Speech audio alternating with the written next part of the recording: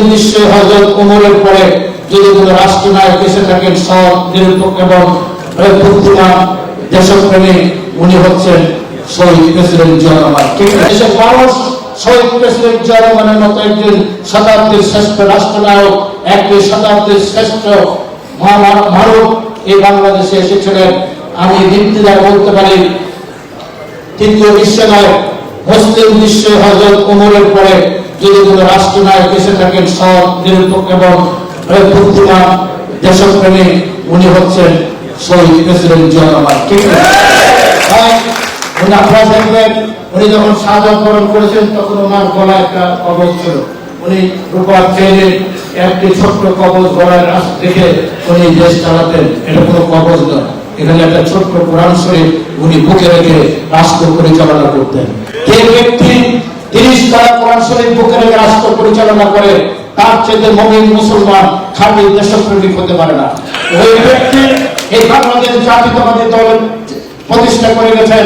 এই দলের প্রতি যত ষড়যন্ত্র করে 17 বছর শেখ হাসিনা চেষ্টা করেছেন দলকে ভেঙে বাংলাদেশ থেকে নিশ্চিহ্ন করে দিতে।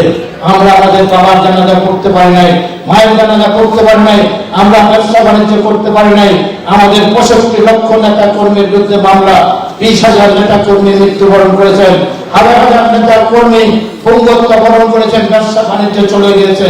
এখানে হিরো এবং হুমায়ুনকে গুম করা হয়েছে, তাদের রোল মাগফিরাত কামনা করছি।